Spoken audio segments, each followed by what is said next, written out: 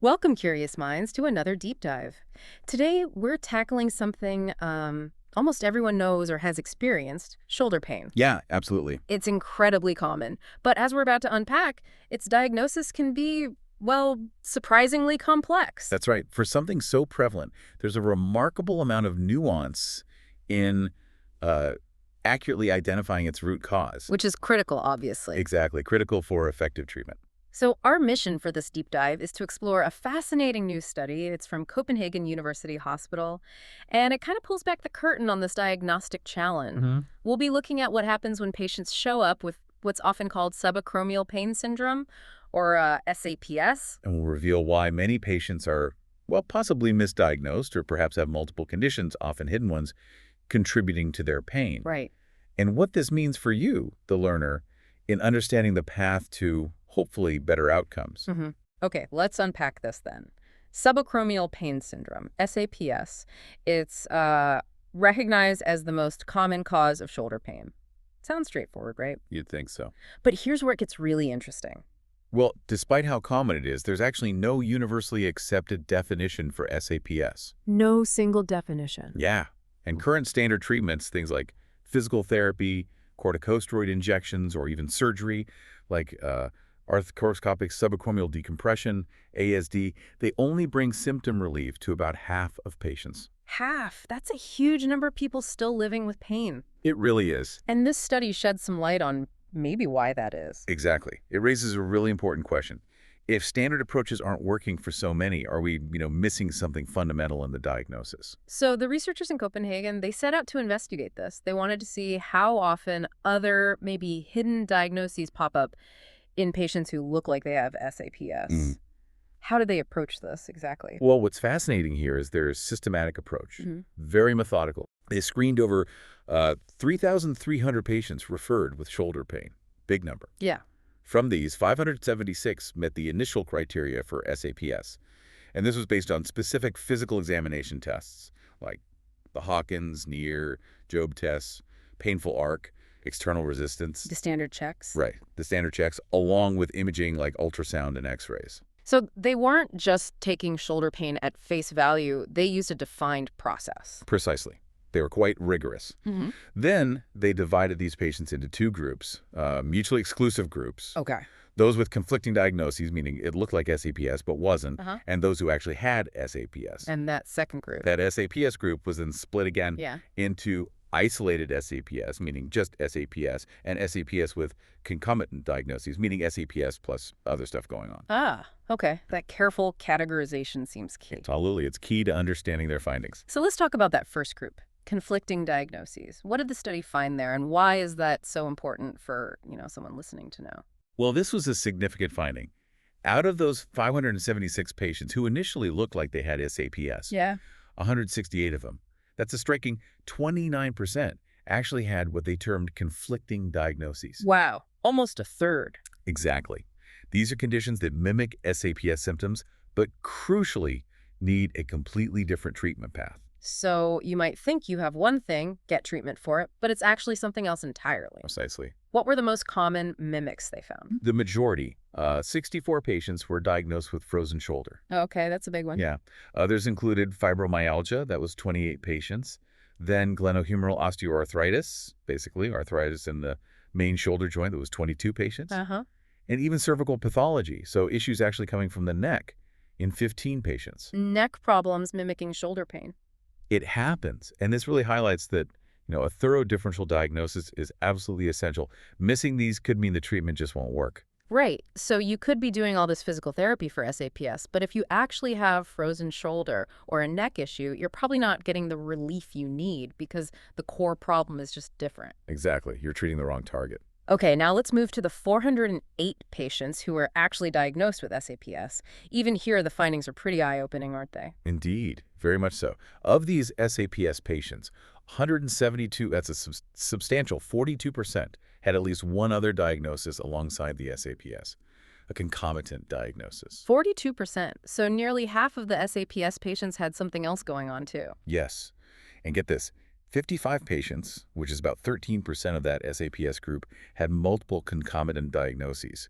Not just one extra thing, but two or more. Wow. So even if you truly have SAPS, it's often not alone. You might have other shoulder issues happening at the same time. This is where it gets really complex, I suppose. It does. It paints a much more complicated picture. What were the most common co-occurring conditions they found in these SAPS patients? Okay, so the most frequently seen were acromioclavicular osteoarthritis. That's arthritis in the AC joint, where the collarbone meets the shoulder blade. That affected 19% of these SAPS patients. Okay, almost 1 in 5. Yeah. And then full-thickness rotator cuff tears, especially of the supraspinatus tendon, that was seen in 15% of the SAPS patients. A full tear. Okay, not insignificant. Definitely not. And then less common, but still present, were things like problems with the long head of the biceps tendon, calcified tendinopathy. Where calcium builds up in the tendon. Exactly, causing pain and also minor shoulder instability. And they found, what, 22 different combinations of these extra diagnoses? That's right, 22 different combinations. It really underscores the variety. It's like a puzzle, as you said, with lots of different pieces potentially involved. It really is. And if we connect this to the bigger picture, it means that even for those correctly diagnosed with SAPS, their condition isn't always, isolated. And these other diagnoses, they're often treated differently, especially if you're considering surgery. For instance, a rotator cuff tear typically needs a different surgical approach than just addressing the subacromial space for impingement. That makes sense. Different problem, different fix. Precisely. So what does all this mean then for someone listening who might have shoulder pain, or for the doctors and therapists trying to help them? Well, this high prevalence of both conflicting diagnoses, the mimics, and concomitant diagnoses, the coexisting conditions, it really underscores the complexity, the heterogeneity of patients presenting with what looks like SAPS. Heterogeneity just meaning there's a lot of variety under that one label. Exactly. And it strongly suggests we need a more systematic, more transparent diagnostic approach. We can't just label it SAPS and move on. It's almost like you're trying to fix a leaky roof, but the real problem is actually a crack in the foundation. That's a great analogy. If you just keep patching the roof tiles, the house is still going to have issues, right? Absolutely. And the study authors note this too.